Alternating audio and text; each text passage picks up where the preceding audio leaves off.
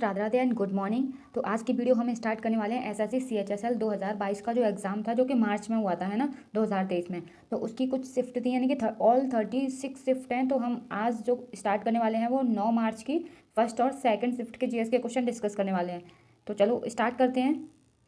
देखो यहाँ पे इंडेक्स के अकॉर्डिंग अगर मैं बताऊँ तो यहाँ पे 9 मार्च से एग्जाम स्टार्ट हुए थे सीएचएसएल को, जो कि 21 मार्च तक चले थे, है ना। एक दिन में 4 शिफ्ट होती थी। तो आज हम करेंगे 9 मार्च की 1 और 2 शिफ्ट, फिर कल करेंगे नेक्स्ट डे 3 और 4 शिफ्ट।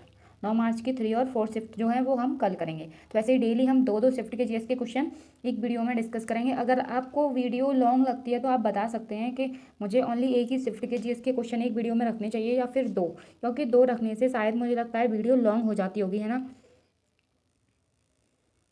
देखो फर्स्ट क्वेश्चन है यहाँ पे। फर्स्ट क्वेश्चन है, महात्मा गांधी ने किस वर्ष किसानों के समर्थन में गुजरात के खेड़ा जिले में एक सत्याग्रह का आयोजन किया था। In which year Mahatma Gandhi organized a satyagraha in the Kheda district of Gujarat in the support of peasant. तो किस ईयर में किया था? तो ये किया था 1918 में। कब किया था? 1918 में। देखो गांधी जी द्वारा हमारे इंडिया में जो सबसे पहला जो आंदोलन चलाया गया था वो चलाया गया था चंपारण आंदोलन, जो कि 1917 में था, है ना। खेड़ा आंदोलन जो 1918 में चलाया गया, खिलाफत आंदोलन 1919, अशोक आंदोलन 1920, सविनय अवज्ञा आंदोलन 1930 और भारत छोड़ो आंदोलन 1942। हमें इन गांधी जी के ये आंदोलनों का क्रम जो है सीरीज से याद होना चाहिए, क्योंकि बहुत सारे क्वेश्चन इसी से रिलेटेड आते हैं कि गांधी जी का सबसे पहला आंदोलन कौन सा था, या फिर सीरीज में क्रम के अनुसार आप गांधी जी के आंदोलनों का कौन सा ऑप्शन सही होगा। तो आप इनको याद कर लेना, स्क्रीनशॉट भी ले लेना। और इसकी जो वीडियो जो है इसकी पीडीएफ मैं आपको टेलीग्राम के चैनल में अपलोड कर दूंगी, तो आप वहाँ से इसकी प्रैक्टिस कर सकते हैं। तो स्टार्ट करते हैं नेक्स्ट क्वेश्चन। क्वेश्चन नंबर 2 है यहाँ पे, which among the following cities won the India's cleanest city award for 6th time in a row in 2022। यानी कि निम्नलिखित में से ऐसा कौन सा शहर है जिसने 6वीं बार भारत के सबसे स्वच्छ शहर का पुरस्कार जीता है। तो ये कौन सा शहर है? तो ये है इंदौर। इंदौर लगातार 6 बार से ये स्वच्छ शहर का जो खिताब है वो जीत रहा है। इंदौर आपको पता ही है, जो कि एमपी का शहर है ना। लगातार 6वीं बार भारत के सबसे स्वच्छ शहर घोषित किया गया है। केंद्र सरकार के वार्षिक स्वच्छता सर्वेक्षण में अगले 2 स्थानों पर, यानी कि सूरत और नवी मुंबई का स्थान भी रहा है ना। स्वच्छ सर्वेक्षण पुरस्कार 2022 में सर्वश्रेष्ठ प्रदर्शन करने वाले राज्यों की श्रेणी में मध्य प्रदेश ने पहला स्थान हासिल किया, और इसके बाद छत्तीसगढ़ सेकंड पर, और फिर महाराष्ट्र जो था वो थर्ड पर रहा। इंदौर और सूरत ने इस वर्ष बड़े शहरों की श्रेणी में अपना शीर्ष स्थान जो है वो बरकरार रखा है, जबकि विजयवाड़ा ने अपना तीसरा स्थान नवी मुंबई को खो दिया। यानी कि इससे पहले जो था थर्ड पर वो था विजयवाड़ा था, लेकिन इस बार वो कौन है? नवी मुंबई जो है वो है थर्ड स्थान पर, है ना। सर्वेक्षण के परिणामों के अनुसार 100 से कम शहरी स्थानीय निकायों वाले राज्य में त्रिपुरा ने शीर्ष रैंक हासिल की है। हरिद्वार को 1 लाख से अधिक जनसंख्या की श्रेणी में सबसे स्वच्छ गंगा शहर घोषित किया गया है। इसके बाद वाराणसी और उसके बाद ऋषिकेश। तो मुझे लगता है ये क्वेश्चन आपका क्लियर हो गया होगा। क्वेश्चन नंबर 3 है, Warli painting is the folk painting of dash state in India. जो वर्ली चित्रकला है वो भारत के किस राज्य की लोक चित्रकला है? तो वो भारत के किस राज्य की लोक चित्रकला है? तो ये है महाराष्ट्र की। कहाँ की है? महाराष्ट्र की। देखो जो सह्याद्री रेंज के जो आदिवासी लोग हैं ना, उनके द्वारा बनाई जाती है। देखो जो वारली जो जनजाति है ना, वो भारत की सबसे बड़ी जनजातियों में से एक है। क्या? भारत की सबसे बड़ी जनजातियों में से एक है वारली जनजाति। नेक्स्ट क्वेश्चन पर चलते हैं। क्वेश्चन नंबर 4 है, who among the following won the men single, है ना, titles of the US open 2022। यानी कि निम्नलिखित में से किसने यूएस ओपन 2022 के पुरुष एकल का खिताब जीता है? तो ये खिताब किसने जीता है? तो इसका आंसर आपका यहाँ पे होगा 4 का करेक्ट होगा, कार्लोस अल्कारेज। इन्होंने यूएस ओपन 2022 का पुरुष एकल का खिताब जीता है। क्वेश्चन नंबर 5 है, a dash is an electronic device that receives a weak signal and regenerate it. एक इलेक्ट्रॉनिक डिवाइस उपकरण है जो एक कमजोर संकेत प्राप्त करता है और इसे पुनः रीजनरेट करता है। तो ऐसा कौन सा इसमें से इलेक्ट्रॉनिक डिवाइस है जो कि रीजनरेट होता है ना, जो कि संकेत जो है वो प्राप्त करता है? तो ये कौन है? तो ये होगा आपका यहाँ पर रिपीटर्स। क्या होगा? रिपीटर्स। देखो ये जो है ना टेलीविज़न और जो प्रसारण होते हैं ना, जो लाइव स्ट्रीमिंग होती है, तो उसमें जिस सिग्नल को कवरेज को बढ़ाने के लिए यूज होता है, क्या होता है? सिग्नल के कवरेज को बढ़ाने के लिए इसका यूज होता है रिपीटर्स का। तो 5 का ऑप्शन 4 करेक्ट होगा। क्वेश्चन नंबर 6 है, in which year was Razia removed from the throne of the Delhi Sultanate. Razia को दिल्ली सल्तनत के सिंहासन से किस वर्ष हटाया गया था? तो रजिया सुल्तान को किस वर्ष हटाया गया था मतलब दिल्ली सल्तनत के शासन से? तो ये हटाया गया था 1240 में। कब हटाया गया? 1240। देखो रजिया सुल्तान से रिलेटेड हम थोड़ा और पॉइंट डिस्कस कर लेते हैं। आपको पता है ये इल्तुतमिश की बेटी थी। किसकी थी? इल्तुतमिश की। और जो इल्तुतमिश थे वो किसके बाद शासक बने थे? कुतुबुद्दीन ऐबक के बाद। कुतुबुद्दीन ऐबक के बाद इल्तुतमिश बने और उनके बाद जो है उनकी बेटी रजिया सुल्तान। रजिया सुल्तान जो थी वो पहली मुस्लिम शासिका थी। इन्होंने 1236 से और 1240 तक शासन किया था, है ना। गुलाम वंश से रिलेटेड है ये। वह मध्यकालीन भारत की पहली और अंतिम मुस्लिम शासिका रही थी। उन्होंने रजिया सुल्तान है, उन्होंने 1236 से 1240 ईस्वी तक शासन किया था, है ना। और गुलाम वंश की शासिका रही थी। ये मध्यकालीन भारत की अंतिम और पहली मुस्लिम शासिका थी। उन्होंने क्या किया? जमालुद्दीन याकूत को घुड़सवार सेना का सर्वोच्च अधिकारी नियुक्त किया था। उन्होंने पर्दा प्रथा को त्याग कर और पुरुष वेशभूषा में जनता के सामने आई थी। यानी कि देखो लेडीज़ को आपको बताइए कि वो पर्दे में रहते हैं, तो उस टाइम पे जो था वो सिंहासन पर मतलब शासन कर रही थी, तो ये कुछ लोगों को पसंद नहीं था, तो वो उनके खिलाफ षड्यंत्र रच रहे थे कि इन्हें कैसे हटाया जाए। उसने साम्राज्य को मंगोल आक्रमण से बचाया था। उन्होंने किससे बचाया था? मंगोल आक्रमण से। और 1240 ईस्वी में उनकी मृत्यु हो गई थी। नेक्स्ट क्वेश्चन है हमारा यहाँ पे 7 है। Which of the following provisions of the India's constitution is borrowed from the constitution of Canada. भारतीय संविधान का निम्नलिखित में से कौन सा उपबंध कनाडा के संविधान से लिया गया है? तो हमने कनाडा के संविधान से क्या लिया है? तो यहाँ पे फर्स्ट ऑप्शन हमारा करेक्ट होगा। उच्चतम न्यायालय का परामर्शदायी क्षेत्राधिकार क्या लिया है? उच्चतम न्यायालय के सुप्रीम कोर्ट का जो परामर्शदायी जो क्षेत्राधिकार है ना, वो लिया है हमने कनाडा से। 8 है। कर्नाटक संगीत डैश तक ही सीमित है। तो कर्नाटक संगीत जो है वो कहाँ तक सीमित है? तो इसका ऑप्शन आपका यहाँ पे होगा 4 ऑप्शन, यानी कि कर्नाटक संगीत जो है वो कर्नाटक, आंध्र प्रदेश, तमिलनाडु और केरल तक मतलब सीमित है। नेक्स्ट क्वेश्चन पे चलते हैं। 9 क्वेश्चन है। क्वेश्चन नंबर 9 है। The value added of a firm is calculated as. इसका मतलब है कि यानी कि जो फर्म की जो वर्धित मूल्य की गणना है ना, वो डैश के रूप में की जाती है। तो किसके रूप में की जाती है? तो इसका ऑप्शन आपका करेक्ट होगा first, value of a production of the firm minus value of the intermediate goods used by the firm. इसकी हिंदी हो सकती है, देखो value of production of firm का मतलब है कि जो फर्म के जो उत्पादन का मूल्य है ना, वो उसमें से हम माइनस कर देते हैं फर्म द्वारा जो प्रयुक्त कुछ मध्यवर्ती वस्तुओं का जो मूल्य होता है उसे। तो हमारा यहाँ पे फर्स्ट ऑप्शन यहाँ पे करेक्ट होगा। मैं थोड़ा कलर चेंज कर लेती हूँ, ये सही रहेगा। क्वेश्चन नंबर 10 है। Which of the following statement is not correct regarding मिश्रण के संदर्भ में निम्नलिखित में से कौन सा कथन सही नहीं है? तो मिश्रण से रिलेटेड इसमें से कौन सा जो कथन है वो सही नहीं है? तो यहाँ पे आपका थर्ड ऑप्शन करेक्ट होगा। कोलाइड एक विषमांगी मिश्रण है जिनके कणों का आकार बड़ा होता है। ऐसा नहीं होता। देखो कोलाइड एक विषमांगी मिश्रण है जिनके कणों का आकार बड़ा होता है, ऐसा नहीं है। तो ये वाला जो ऑप्शन है वो हमारा गलत होगा। यानी कि देखो विलयन के बड़े अवयव को विलायक कहते हैं, बिल्कुल सही है। विलयन के छोटे अवयव को विलेय कहते हैं, बिल्कुल सही है। विलयन 2 या 2 से अधिक पदार्थों का समांगी मिश्रण होता है, ये भी सही है। तो हमारा जो ऑप्शन गलत होगा वो कौन सा होगा? थर्ड वाला। तो नेक्स्ट क्वेश्चन पर चलते हैं। क्वेश्चन नंबर 11 है। Which country will host the FIFA women's world cup 2023। FIFA महिला विश्व कप 2023 मेजबानी कौन सा देश करेगा? तो फीफा महिला विश्व कप 2023 की मेज़बानी कौन करेगा? तो इसका ऑप्शन आपका यहाँ पे 4 ऑप्शन करेक्ट होगा। ऑस्ट्रेलिया और न्यूजीलैंड करेगा। कौन? ऑस्ट्रेलिया और न्यूजीलैंड। देखो फीफा एसोसिएशन है ना फुटबॉल का सबसे मतलब सर्वोच्च निकाय कह सकते हैं। इसका जो हेडक्वार्टर है फीफा एसोसिएशन का वो है ज्यूरिख में। कहाँ पर है? ज्यूरिख, जो कि स्विट्जरलैंड में। और इसकी जो स्थापना की गई थी वो 21 मई 1904 को की गई थी। कब? 21 मई 1904। नेक्स्ट क्वेश्चन पर चलते हैं हम। क्वेश्चन नंबर 12 है। The chief minister of which state launched football for all in the state to take the culture of a football to the grass root.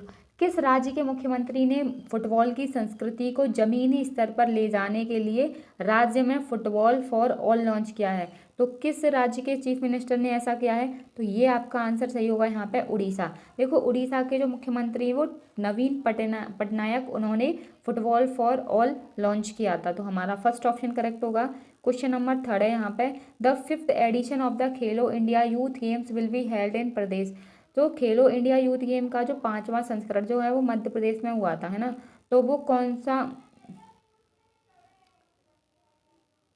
कौन से तो गेम्स हुए थे ये। तो इसका आंसर आपका यहाँ पे होगा 8। क्या होगा? 8। तो यहाँ पे सेकंड ऑप्शन करेक्ट होगा।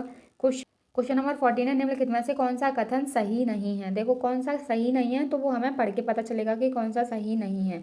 तो जैसे फर्स्ट ऑप्शन हमने पढ़ा, द्वितीयक बाजार पूर्व निर्गमित प्रतिभूतियों को बेचने और खरीदने वाला बाजार है। बिल्कुल सही, बिल्कुल है ना। सेकंड ऑप्शन है, प्राथमिक बाजार को नए निर्गमन बाजार के नाम से भी जाना जाता है, शहरों में आयोजित किया जाएगा। ये भी सही है। नेक्स्ट है, आरबीआई जो है अपने खुले बाजार परिचालन के माध्यम से श्रेष्ठ प्रतिभूति बाजार में एक प्रमुख भूमिका निभाता है। ये भी सही है। औद्योगिक प्रतिभूति बाजार को श्रेष्ठ प्रतिभूति बाजार के नाम से जाना जाता है, तो ये गलत है। औद्योगिक प्रतिभूति बाजार जो है उसको श्रेष्ठ प्रतिभूति बाजार नहीं कहते। तो हमारा 4 ऑप्शन यहाँ पे क्या होगा? गलत होगा। तो इसमें अगर आप इंग्लिश वाले में सही करेंगे तो वो कौन सा करेंगे? तो इसका आपका यहाँ पे करेक्ट मतलब गलत होगा, वो होगा यहाँ पे सेकंड ऑप्शन। क्या होगा? Second. Industrial securities market is also known as the gilt edged market. तो यहाँ पे सेकंड ऑप्शन गलत है। क्वेश्चन नंबर 15 है, ट्रॉपिक ऑफ कैंसर जो है dash pass through state of India. जो कर्क रेखा है वो भारत के किस राज्य में से गुजरती है? इन जो 4 ऑप्शन दिए हैं उनमें से। तो इसका आंसर आपका यहाँ पर है छत्तीसगढ़। किससे गुजरती है? छत्तीसगढ़। देखो कर्क रेखा हमारे भारत के 8 राज्यों से होकर निकलती है। कितने? 8 राज्यों से होकर। तो वो 8 स्टेट कौन सी हैं तुम्हारी? गुजरात है, राजस्थान है ना। देखो गुजरात है, राजस्थान है आपकी, एमपी है ना। एमपी के बाद आपकी यही है छत्तीसगढ़ है, छत्तीसगढ़। और कौन है यहाँ पे? झारखंड भी है, झारखंड। वेस्ट बंगाल है, फिर आपका त्रिपुरा है, और फिर आपका मिजोरम है। तो ये हमारी 8 स्टेट हैं जहाँ से कर्क रेखा निकलती है। तो इन 8 स्टेट में से ओनली हमारे पास ऑप्शन जो था वो छत्तीसगढ़ था, तो इसीलिए 3 सही था। क्वेश्चन नंबर 16 है, which of the following statement is correct regarding air pressure. वायुदाब के संबंध में निम्नलिखित में से कौन सा कथन सही है? तो वायुदाब से रिलेटेड इसमें से कौन सा कथन सही होगा हमारा?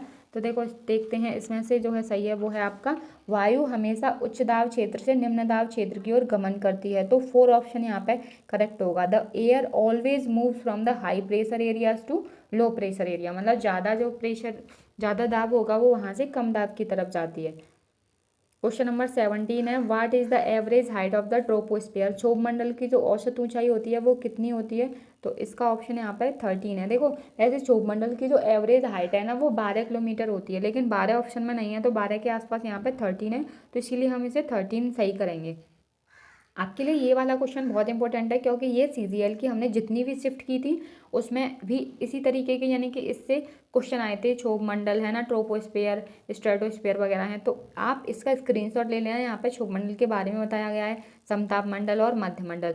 क्षोभ मंडल क्या है? पृथ्वी के वायुमंडल की सबसे निचली परत होती है, जो कि सतह से भूमध्य रेखा पर 12 किलोमीटर की एवरेज हाइट तक फैली हुई है। पृथ्वी का अधिकांश मौसम इसी परत में होता है, और यहीं पर पृथ्वी की अधिकांश ग्रीन हाउस गैसेज भी यहाँ पर रहती हैं, है ना। समताप मंडल है, यह परत क्षोभ मंडल के ऊपर होती है, जो कि ऊंचाई में लगभग 12 से 50 किलोमीटर की हाइट तक फैली रहती है। इस परत में ओजोन परत स्थित होती है। क्या? ओजोन परत किस परत में होती है? तो समताप मंडल में ही होती है। जो सूर्य से आने वाली जो पराबैंगनी किरणें होती हैं, अल्ट्रावायलेट रेज, उनसे हमारी रक्षा करती है। और थर्ड है जैसे कि मध्य मंडल है, वो समताप मंडल के ऊपर की जो स्फीयर होती है, मेसोस्फीयर कहते हैं, इसकी हाइट 50 से 85 किलोमीटर की होती है तक फैला हुआ है। यह परत अपने अत्यधिक निम्न तापमान के लिए जानी जाती है, जो शीर्ष पर -100 डिग्री सेल्सियस से -148 डिग्री फ़ारेनहाइट जितना कम होता है। तो इनको आप पढ़ लेना, क्योंकि इनकी आपको यहाँ पे क्वेश्चन में ये चीज़ें पूछी जाती हैं, है ना जी, कहाँ से कहाँ तक फैली हुई है। क्वेश्चन नंबर 18 है, घिनौगर hills is located in which Indian state union territory. जो घिनौगर जो पहाड़ियाँ हैं वो किस भारतीय राज्य या केंद्र शासित प्रदेश में स्थित हैं? तो घिनौगर पहाड़ियाँ कहाँ पर हैं? तो इसका ऑप्शन हमारा यहाँ पे करेक्ट होगा गुजरात। कहाँ पर है? गुजरात। तो हमारा यहाँ पे सेकंड ऑप्शन। इसके बारे में और पढ़ते हैं। देखो घिनौगर पहाड़ियाँ भारत के गुजरात के भावनगर जिले में स्थित एक सुंदर पर्वत श्रृंखला है। ये पहाड़ियाँ गिर वन राष्ट्रीय उद्यान में स्थित हैं, जो एशियाई शेरों की आबादी के लिए जाना जाता है। यहाँ पे गिर नेशनल पार्क है, जो कि एशियाई शेरों की मतलब उसमें ज़्यादा संख्या है, उसके लिए जाना जाता है। पहाड़ियाँ विभिन्न प्रकार की वनस्पतियों और जीवों का घर है और आसपास के परिदृश्य के लुभावने दृश्य को प्रस्तुत करती हैं। यह क्षेत्र अपने आध्यात्मिक महत्व के लिए भी प्रसिद्ध है, क्योंकि पहाड़ियों में उसके आसपास कई प्राचीन मंदिर और पवित्र स्थल भी हैं। इसके अतिरिक्त घिनौगर हिल्स ट्रैकिंग और साहसिक खेल के प्रति उत्साही लोगों के लिए एक लोकप्रिय गंतव्य है, जो कई चुनौतीपूर्ण ट्रेल्स और रॉक क्लाइंबिंग के अवसर को प्रदान करता है। तो कुछ यहाँ पे फेमस पीक्स दी हुई हैं, यानी कि पहाड़ियाँ दी हुई हैं। सैंडल पीक है, जो कि अंडमान निकोबार द्वीप समूह की पहाड़ी है, जो 732 किलोमीटर ऊंची है। माउंट हैरियट है, जो कि अंडमान निकोबार है ना द्वीप समूह की, ये 383 किलोमीटर की है ना। विल्सन हिल्स जो है वो गुजरात में है। पावागढ़ पहाड़ी ये आपकी गुजरात में है। छोटा नागपुर का पठार झारखंड। विल्सन पॉइंट है आपका ये महाराष्ट्र। ये तीनों जो हैं वो महाराष्ट्र के हैं। तो इसका आप स्क्रीनशॉट ले सकते हैं, जिससे आपको अगर लगे कि ये याद करने लायक हैं, आप कर पाओ तो ले लेना। देखो, अंडमान निकोबार द्वीप समूह की बात करें तो ये बंगाल की खाड़ी में स्थित है ना। वे द्वीपों का एक समूह है जिसमें 572 द्वीप हैं। क्या है? 572 द्वीप शामिल हैं, जिनमें से केवल 38 में बसे हुए हैं लोग। कितने? 38 में। अंडमान द्वीप समूह निकोबार द्वीप समूह के उत्तर में और 10 डिग्री चैनल द्वारा अलग किया जाता है। कितने? 10 डिग्री चैनल द्वारा। अंडमान और निकोबार द्वीप समूह की राजधानी है वो क्या है? पोर्ट ब्लेयर है, जो कि अंडमान द्वीप समूह पर स्थित है। द्वीप अपने प्राचीन समुद्र तटों, क्रिस्टल साफ जल और विविध वनस्पतियों और जीवों के लिए भी जाना जाता है। नेक्स्ट क्वेश्चन पे चलते हैं। क्वेश्चन नंबर यहाँ पे 19 है। India's first 24x7 solar powered village Modhera located in which state. देखो, भारत का पहला ऐसा मतलब जो गांव है वो किस राज्य में है, जो कि पूरे 24 घंटे तक लाइट देता है। तो वो कहाँ पर है? ये मोढेरा जो गाँव है वो, तो ये है आपका यहाँ पर गुजरात में। कहाँ पर है? गुजरात में। तो आपका 4 ऑप्शन यहाँ पे करेक्ट होगा। देखो, ये गांव है ना मोढेरा, ये अपने सूर्य मंदिर के लिए भी प्रसिद्ध है, जो कि यूनेस्को की विश्व धरोहर स्थल में शामिल है। क्वेश्चन नंबर 20 है। Who is the famously known as the Bihar Kesari.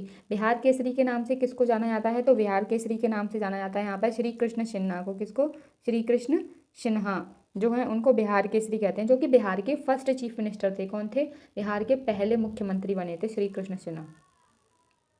Question number 21 है। The plant of which of the following plant kingdom are known as the algae. निम्नलिखित में से किस वनस्पति जगत के पौधों को शैवाल के नाम से जाना जाता है? तो कौन सी वनस्पति मतलब जगत के पौधे हैं जिनको शैवाल कहा जाता है? तो इसका ऑप्शन आपका यहाँ पे करेक्ट होगा सेकंड ऑप्शन, यानी कि थैलोफाइटा जो है वो वनस्पति जो ऐसी होती हैं जो कि शैवाल के नाम से जानी जाती हैं, है ना। इसके बारे में हम अगर पढ़ें तो देखो, थैलोफाइटा जो है इन पौधों का शरीर जड़ों, तनों और पत्तियों में विभाजित नहीं होता। ये पानी में देखे होंगे आपने, फैले रहते हैं, है ना। उन्हें आमतौर पर शैवाल कहा जाता है। ब्रायोफाइटा क्या होते हैं? ये छोटे स्थलीय पौधे होते हैं। वे तने, पत्ती जैसी संरचनाओं और जड़ जैसी संरचनाओं के साथ शरीर के डिजाइन में भिन्नता दिखाते हैं। टेरिडोफाइटा होती हैं जो चालन के लिए एक विशेष ऊतक होने के अलावा पौधों का शरीर जड़ों, तनों और पत्तियों में भी विभेदित होता है। जिम्नोस्पर्म होते हैं वो एक बहुत ही छोटे बीज के पौधे होते हैं, है ना। और एंजियोस्पर्म बीज वाले पौधे हैं। बीज ऊतकों के अंदर विकसित होते हैं, जो पौधे के फल बनाने के लिए संशोधित हो जाते हैं। तो आप इसका स्क्रीनशॉट ले लेना, है ना, और इस ब्रैकेट को आप पढ़ लेना। आगे चलते हैं हम नेक्स्ट क्वेश्चन पर। न्यूट्रॉन की खोज निम्नलिखित में से किसने की थी? Who among the following discover the neutrons. तो न्यूट्रॉन्स की खोज किसने की थी? तो आपको पता ही होगा, ये किसने करी थी? जे चैडविक ने की थी। किसने करी थी? जे चैडविक। देखो, हमने जो याद किया था ना, इसे एक ट्रिक से याद किया था। शायद आप में से भी बहुत सारे लोगों ने इसी ट्रिक से इनको याद किया होगा, इलेक्ट्रॉन, प्रोटॉन, न्यूट्रॉन तीनों को। ईंट पर नाच से किया था हमने। किससे किया था? ईंट पर नाच। देखो, ई मतलब होता है इलेक्ट्रॉन, ट मतलब होता है टॉमसन। तो इलेक्ट्रॉन की खोज किसने करी थी? जे टॉमसन ने करी थी, है ना। पर बोला, फिर मैंने बोला ईंट पर मतलब प मतलब हो गया प्रोटॉन और र मतलब हो गया रदरफोर्ड। तो प्रोटॉन की खोज करी थी वो किसने करी थी? रदरफोर्ड ने की थी। नाच, ना मतलब हो गया न्यूट्रॉन और चा मतलब हो गया चैडविक। तो जो न्यूट्रॉन की खोज थी वो किसने करी थी? तो वो करी थी आपकी चैडविक ने। तो इस तरीके से हमने याद किया था। तो देखो, चैडविक ने एक परमाणु के नाभिक में न्यूट्रॉन की उपस्थिति की खोज की। परमाणु किसी भी रासायनिक तत्व की सबसे छोटी इकाई होता है, ये भी बताया। परमाणु इलेक्ट्रॉन, प्रोटॉन और न्यूट्रॉन से बना होता है ना। इलेक्ट्रॉन एक ऋणात्मक आवेश वाहन होते हैं और प्रोटॉन जो है वो इलेक्ट्रॉन के बराबर होता है, लेकिन एक धनावेशित और एक न्यूट्रॉन जो है वो उदासीन होता है। प्रोटॉन और न्यूट्रॉन जो है वो नाभिक में रहते हैं, जबकि जो इलेक्ट्रॉन है वो नाभिक के चारों ओर क्या करता है? चक्कर लगाता है। नेक्स्ट क्वेश्चन है यहाँ पे 23, which article of the Indian constitution mention that it is a duty of the union government to protect state against external aggression and internal disturbance. भारतीय संविधान के किस आर्टिकल में उल्लेख किया गया है कि बाहरी आक्रमण और आंतरिक अशांति से राज्यों की रक्षा करना केंद्र सरकार का कर्तव्य है? तो ये किस आर्टिकल में बताया है? तो ये बताया है आर्टिकल 355 में। किसमें बताया है? आर्टिकल 355 में, कि जो केंद्र सरकार है वो अगर कोई बाहरी आक्रमण होगा तो वो राज्यों की क्या करेगी? यहाँ पे रक्षा करेगी। क्वेश्चन नंबर 24 है, MS Excel which of the following shortcut is used into close and open workbook in MS Excel 365। निम्नलिखित में से किस शॉर्टकट कुंजी का हम इस्तेमाल करेंगे 365 में खुली हुई वर्कबुक को बंद करने के लिए? तो यहाँ पे हम यूज़ करते हैं शॉर्टकट की, यहाँ पे Ctrl+W। किसका यूज़ करेंगे? Ctrl+W। देखो ये कुछ शॉर्टकट की जो है हमारे एग्जाम के लिए रिलेटेड होती हैं, जो कि हमें पता होनी चाहिए। जैसे कि Ctrl+X जो है वो कट के लिए यूज होती है, Ctrl+X। आगे हम देख लेते हैं यहाँ पे। तो ये कुछ शॉर्टकट की हैं जिसका आप स्क्रीनशॉट ले लेना। यहाँ पे Ctrl+N है जो कि नई फाइल बनाने के लिए यूज होता है। Ctrl+ वो नई फाइल यहाँ पे ओपन, मतलब जो फाइल है उसको ओपन करने के लिए। और Ctrl+S होता है वो सेव करने के लिए। Ctrl+W जो होता है वो कोई भी जो हमारा प्रोग्राम खुला हुआ है उसको बंद करने के लिए होता है ना। और Ctrl+Z जो है वो होता है आपका यहाँ पे किसी क्रिया को पूर्ववत, मतलब दोबारा से जो चीज़ हमारी स्टार्ट करनी है हमें उसको लाने के लिए। Ctrl+S जो है वो एक विंडो को विभाजित करता है और उसके जो पिक्चर्स होती हैं उनको हटा देता है। Ctrl+Alt+V है वो प्रिंट लेआउट व्यू देखने के लिए करते हैं। Ctrl+Alt+O है वो आउट लाइन व्यू देखने के लिए। और Ctrl+Alt+N जो है वो ड्राफ्ट व्यू को देखने के लिए। Ctrl+F2 प्रिंट व्यू को देखने के लिए। F1 जो है वो हेल्प पैन खोलने के लिए। F12 जो होता है इस रूप में सही है संवाद बॉक्स खोलें। उस कुंजी का उपयोग करके किसी भी कॉपी डेटा पेस्ट के लिए Ctrl+V का यूज़ करते हैं। ये बताइए, ये कट करने के लिए यूज़ करते हैं और ये भी कॉपी पेस्ट करने के लिए यूज़ करते हैं। तो हमें ये कुछ शॉर्टकट कीज़ हैं जो आप स्क्रीनशॉट ले सकते हैं। क्वेश्चन नंबर यहाँ पर 25 है, विच among the following film received the film fair award for the best film popular choice in 2022। निम्नलिखित में से किस फिल्म को 2022 में बेस्ट फिल्म पॉपुलर चाइल्ड का फिल्म फेयर पुरस्कार मिला था? तो किस फिल्म को मिला था? इसका आंसर आपका यहाँ पे शेरशाह। किसको मिला था? शेरशाह मूवी को मिला था। अब हम आते हैं नेक्स्ट शिफ्ट पे, यानी कि सेकंड शिफ्ट के जीएस के क्वेश्चन डिस्कस करने वाले हैं। तो फर्स्ट क्वेश्चन है हमारा, विच of the following comes under union list of 17 schedule of the Indian constitution. निम्नलिखित में से कौन भारतीय संविधान की 7वीं अनुसूची की संघ सूची के अंतर्गत आता है? तो कौन सी चीज़ है जो कि 7वीं अनुसूची के अंतर्गत आती है? तो इसका ऑप्शन है यहाँ पे 3, यानी कि बांटों और मापों के मानक नियत करना। क्या होता है? In establishment of standard of weight and measure. तो यहाँ पे थर्ड ऑप्शन करेक्ट होगा। क्वेश्चन नंबर 2 है, which state among the following has the largest reserve of gold और इन इंडियाज एज ऑफ 2021। निम्नलिखित में से किस राज्य में 2021 की स्थिति के अनुसार भारत में सोने के अयस्क का सबसे बड़ा भंडार है? तो सोने के अयस्क का सबसे बड़ा भंडार है वो कहाँ पर है? तो ये है बिहार में। कहाँ पर? बिहार में 44% है। उसके बाद राजस्थान में, उसके बाद है कर्नाटक। वैसे अगर बात करें ना, देखो यहाँ पे जो कर्नाटक है ना, कर्नाटक में सबसे ज़्यादा सोना, मतलब कर्नाटक जो है भारत में सोने का सबसे बड़ा उत्पादक है। कर्नाटक में भारत में एकमात्र चालू सोने की खानें हैं, जैसे कि कोलार गोल्ड फील्ड्स है ना, और हटी गोल्ड फील्ड्स है। 2 प्रमुख गोल्ड फील्ड्स जो हैं वो कर्नाटक में हैं। क्वेश्चन नंबर 3 है, which of the following article of the Indian constitution is related to the writ of the high court. भारतीय संविधान का निम्नलिखित में से कौन सा अनुच्छेद उच्च न्यायालयों की रिट से संबंधित है? तो उच्च न्यायालयों की रिट से कौन सा आर्टिकल रिलेटेड है? तो ये है आपका 226, आर्टिकल 226 है वो यहाँ पे उच्च न्यायालयों की रिट से संबंधित है। देखो आर्टिकल 32 है ना, इसको भीमराव अम्बेडकर ने संविधान की आत्मा कहा था। किसकी? संविधान की आत्मा, आर्टिकल 32 को। क्वेश्चन नंबर 4 है, which Indian financial institution protect investors in a stock market. मतलब कौन सा भारत में वित्तीय संस्थान शेयर बाजार में निवेशकों की सुरक्षा करता है? तो कौन करता है निवेशकों की सुरक्षा? तो इसका ऑप्शन आपका यहाँ पे 4 ऑप्शन करेक्ट होगा। Securities and exchange board of India, मतलब भारतीय प्रतिभूति और विनिमय बोर्ड जो है वो इन्वेस्टरों की क्या करता है? प्रोटेक्ट करता है, मतलब इनको। क्वेश्चन नंबर 5 है, in which state did PM Narendra Modi laid the foundation stone for bulk drug park in October 2022। अक्टूबर 2022 में प्रधानमंत्री नरेंद्र मोदी ने किस राज्य में बल्क ड्रग पार्क की आधारशिला रखी थी? तो किस राज्य में रखी थी ये आधारशिला? तो ये रखी थी उन्होंने हिमाचल प्रदेश में। कहाँ पर? हिमाचल प्रदेश। क्वेश्चन नंबर 7 है, निम्नलिखित में से कौन सी नदी का उद्गम स्थल राजस्थान में है? तो कौन सी नदी है जो कि राजस्थान से मतलब निकलती है? तो ये है बनास नदी। कौन सी नदी है? बनास नदी। देखो बनास नदी है ना, वो नदी कुंभलगढ़ के पास अरावली पर्वतमाला की खमनोर पहाड़ियों से निकलती है। इसे वन की आशा या जंगल की आशा के नाम से भी जाना जाता है। यह राजस्थान के मेवाड़ क्षेत्र से उत्तर पूर्व की ओर बहती है और सवाई माधोपुर जिले के रामेश्वर गांव के पास चंबल से मिलती है। बेड़ज और मेनाली बनास नदी के दाहिने किनारे की सहायक नदियां हैं। कोठारी, खारी, दाई, ढील नदी, शोहदरा नदी, मोरेल एंड कालीसिल बनास नदी के बाएं किनारे की सहायक नदियां हैं। तो आप इसका स्क्रीनशॉट ले लेना। क्वेश्चन नंबर 8 है, which famous male lawn tennis player retired in September 2022? किस मशहूर पुरुष लॉन टेनिस खिलाड़ी ने सितंबर 2022 में लॉन टेनिस से संन्यास लिया है? तो किस खिलाड़ी ने संन्यास लिया है? तो इसका आंसर आपका यहाँ पे होगा क्या? यहाँ पर रोजर फेडरर, यानी कि 3 ऑप्शन करेक्ट होगा। रोजर फेडरर जो हैं उन्होंने, ये स्विट्जरलैंड के खिलाड़ी हैं। ये किसके हैं? स्विट्जरलैंड के। उन्होंने 20 ग्रैंड स्लैम खिताब जीते हैं। कितने? 20 ग्रैंड स्लैम। इन्होंने संन्यास ले लिया है टेनिस से। और जो राफेल नडाल है वो यहाँ पे स्पेन के खिलाड़ी हैं, जो वो भी टेनिस के खिलाड़ी हैं, है ना। नोवाक जोकोविच हैं, ये आपके यहाँ पे सर्बिया के टेनिस खिलाड़ी हैं। और जो कार्लोस अल्कारेज है वो स्पेन के टेनिस खिलाड़ी हैं।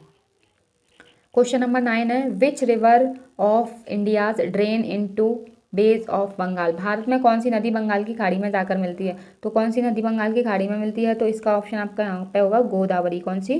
गोदावरी नदी। नेक्स्ट क्वेश्चन है, देखो गोदावरी नदी जो है इसके बारे में हम थोड़ा और पढ़ लेते हैं। गोदावरी नदी भारत की सबसे बड़ी प्रायद्वीपीय नदी है। यह गंगा के बाद भारत की दूसरी सबसे लंबी नदी है। कौन सी? दूसरी। यह पहाड़ी महाराष्ट्र के त्रंबक से निकलती है। कहाँ से? त्रंबक से। इसकी जो लंबाई है वो 1500 किलोमीटर है। इसकी लंबाई और क्षेत्रफल के कारण इसे दक्षिण गंगा के नाम से जाना जाता है। क्या? दक्षिण गंगा। ये महाराष्ट्र, छत्तीसगढ़, तेलंगाना और आंध्र प्रदेश से होकर के निकलती है। देखो बंगाल की जो खाड़ी है, मैं इसे जूम करके बता देती हूँ आपको। ये हमारी कुछ मतलब वो है, मैप है ना। ये है हमारी बंगाल की खाड़ी, और ये जो नदी है वो महाराष्ट्र से, यानी कि महाराष्ट्र आपका यहाँ पर है, महाराष्ट्र, छत्तीसगढ़, तेलंगाना और आंध्र प्रदेश में जाते हुए ये इस तरीके से यहाँ पे गिर जाती है। तो ये कुछ स्टेट हैं, यानी कि 4 स्टेट हैं शायद, उनसे होकर के निकलती है।